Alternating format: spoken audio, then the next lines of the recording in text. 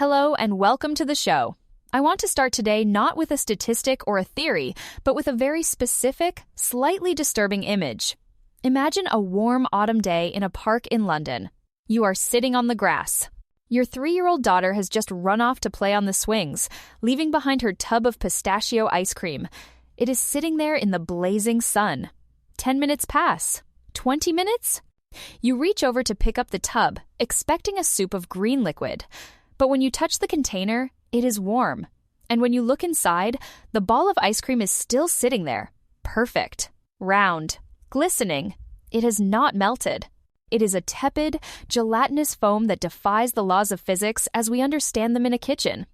This actually happened to the author of the book we are discussing today, Dr. Chris van Tulleken. He tasted it, and it was warm and chewy. And that moment, Alex, that moment of looking at a food that refuses to die, refuses to melt, is the perfect entry point into the terrifying reality of ultra-processed people. We are not just talking about junk food today. We are talking about substances that look like food, taste like food, but are constructed from novel molecules that our bodies and our evolution have absolutely no idea how to handle. That is a visceral image to start with, Sarah. Warm ice cream that does not melt. It sounds like something from a science fiction movie, not a park in London. But I have to ask immediately, we have all eaten ice cream. We know it has sugar and cream. Is this really so different? I mean, are we just being alarmist about some preservatives? Because when I go to the store, everything seems to have a long ingredient list these days. It feels like you are drawing a line in the sand that might be a bit blurry. What exactly makes that pistachio foam different from, say, a homemade custard that I might put in the freezer? Is it just the chemicals, or is it something more fundamental about how it is made? Because if we are going to tell people that their food isn't actually food, we need a pretty strong definition. I am skeptical that a stabilizer or a gum is inherently evil. So, walk me through what happened in that tub. Why didn't it melt? And why does Chris van Tulleken think that particular chemical property is the key to understanding a global health crisis? That is the perfect question, Alex. The reason it did not melt is because of molecules like xanthan gum, guar gum, and various emulsifiers. These ingredients hold water in a vice-like grip. They bind the fat and the air and the water into a structure that is incredibly resilient. And to answer your skepticism, which is valid, the problem isn't just that these chemicals exist. It is times why times they are there. They are not there to make the ice cream taste better. They are there to solve a logistical problem for the manufacturer. Real ice cream, made of cream and sugar and eggs, is fragile. If you transport it across the country, heat it up, cool it down, the ice crystals grow, and it becomes crunchy and icy. But if you fill it with these gums and emulsifiers, you can transport it on a truck that isn't quite cold enough. You can store it in a supermarket freezer that fluctuates in temperature, and the product remains creamy. It allows for centralized manufacturing on a massive scale. It is about replacing expensive ingredients like cream with cheap ingredients like modified starch and water, and then gluing it all together so it survives the supply chain. Chris van Tulleken argues that this is the defining characteristic of ultra-processed food, or UPF.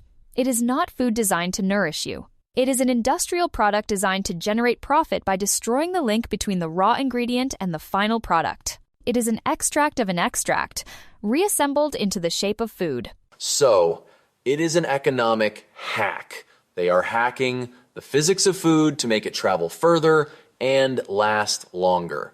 I get that, but let's pin down this definition, because ultra-processed food sounds like a buzzword. In the book, Van Tulleken talks about the NOVA classification system. I found this fascinating because for years, we have been told to look at the traffic lights on the package. Red for fat, green for fiber, that sort of thing. But NOVA says that is all wrong. It says we shouldn't care about the nutrients as much as the processing. Can you break that down? Because if I am eating a low-fat, low-sugar yogurt that is full of these gums, the traffic light system tells me I am being healthy. But according to this book, I am actually eating something potentially worse than a block of butter. How does a regular person walk into a supermarket and distinguish between processed, which sounds like cooking, and ultra-processed, which sounds like a chemical experiment? Is there a simple rule of thumb for our listeners? There absolutely is a rule of thumb, and it is startlingly simple. Van Tulleken suggests this. Look at the ingredients list. If there is even times 1 times ingredient that you would not find in a standard home kitchen, it is UPF. I am talking about things like hydrolyzed protein isolate, invert sugar, maltodextrin, or high fructose corn syrup. But it is also things that sound innocent, but aren't found in your pantry, like flavorings or ascorbic acid, used as a preservative in a way you wouldn't use lemon juice. If it is wrapped in plastic and contains a molecule you cannot buy at a grocery store to cook with, it is ultra-processed. The NOVA system, developed by Carlos Monteiro in Brazil, categorizes food into 4 groups. Group 1 is unprocessed an apple, a steak. Group 2 is culinary ingredients, oil, butter, sugar. Group 3 is processed tinned beans, fresh bread, cheese. These are fine. They are modified to last longer, but they are still food. Group 4 is UPF. These are formulations. They are chemically modified substances extracted from crops like soy and corn, bleached, deodorized, hydrogenated, and then reassembled with additives to make them hyper-palatable. The key realization here is that UPF isn't just junk food like chips and soda. It is most of the bread in the supermarket. It is the healthy granola bars. It is the diet yogurts. It is the sandwich you buy at the gas station. It is everywhere. That is the scary part, the ubiquity of it. It is not just the obvious culprits. But I want to push back on the why again. You mentioned profit, but is it really just about making things cheaper? Because in the book, Chris meets with an industry insider, a guy named Paul Hart. And Paul explains something that blew my mind. He talks about how they deconstruct the very building blocks of life, fats, proteins, and carbs, and replace them with cheaper alternatives. He talks about modified starches that can do anything. They can mimic the mouthfeel of fat. They can make a sauce gloopy or shiny. It sounds like they are playing Lego with molecules.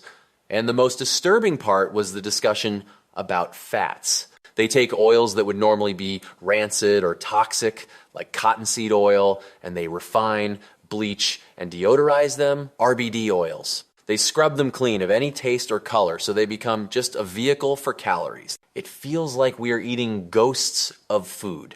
We are eating the structure of food without the soul of it. Did that section strike you as particularly dystopian? It is dystopian, Alex, and it gets even darker when you look at the history. To understand how we got here, we have to look at the ultimate example of UPF, which Chris describes vividly. It is the story of coal butter. This, for me, was the moment the book went from a health manual to a history thriller. Back in Nazi Germany, the regime was desperate for fat to feed the army. They were cut off from imports. So, a chemist named Arthur Imhausen had a brilliant, terrible idea. He looked at the waste product from turning coal into fuel, a white, waxy paraffin sludge, and realized he could chemically modify it into an edible fat.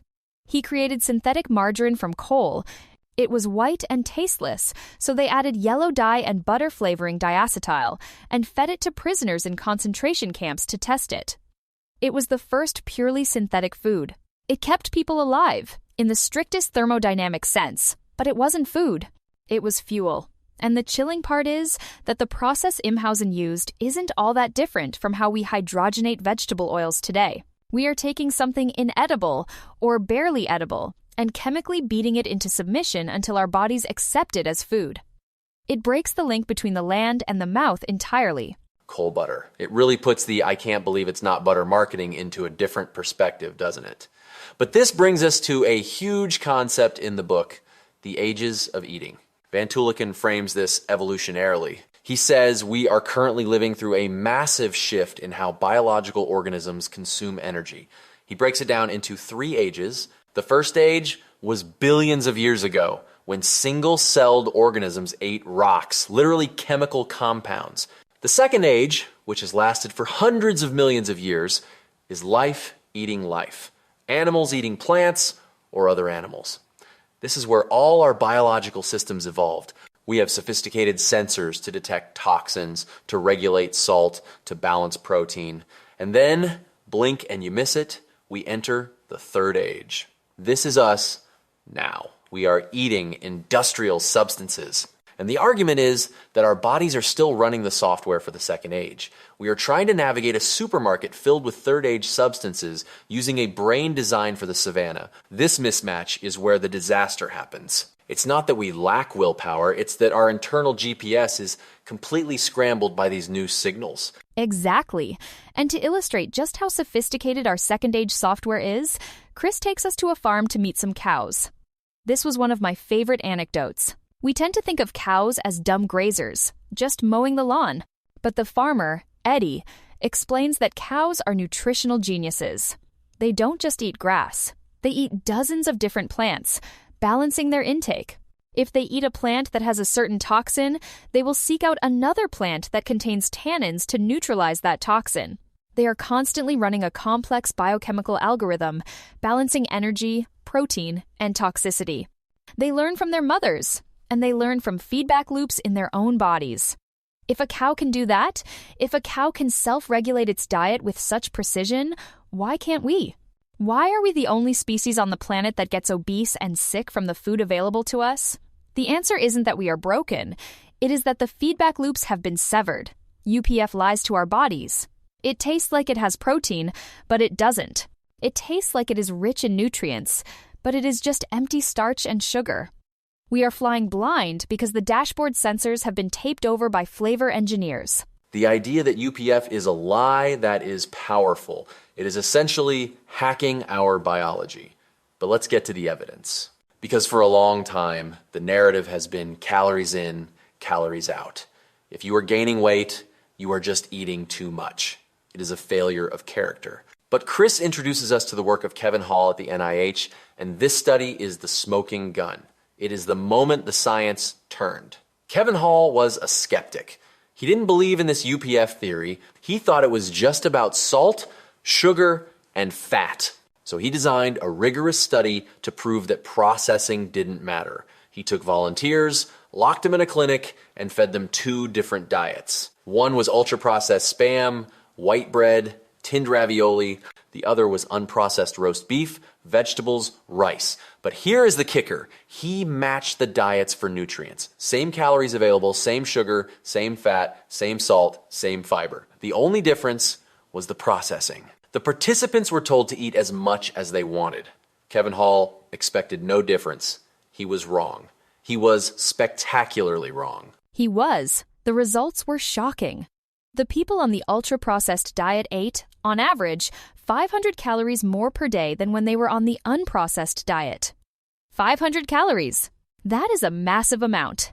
That is like eating an extra-large meal every single day, and they gained weight rapidly. When they switched to the unprocessed diet, they lost weight, even though they could eat as much as they wanted. They didn't even realize they were overeating on the UPF diet. They just kept eating. And this brings us to the why. Why did they eat more? It wasn't just that the food tasted better. In fact, participants rated the pleasantness of the meals about the same. It was the speed. UPF is soft. It is pre-chewed. It is lubricated with those fats and gums we talked about. You can consume it incredibly fast. It hits your stomach and gets absorbed before your gut hormones have a chance to send the signal to your brain that says, "Stop. I'm full." You are literally outrunning your own satiety mechanism. It is caloric density delivered at high velocity. So it's basically pre-chewed food. That is a disgusting but effective way to put it. We are bypassing the first stage of digestion chewing, which is crucial for signaling. But there is another experiment in the book that I absolutely loved, and it goes back to the 1,920 seconds. It challenges the idea that children need to be told what to eat.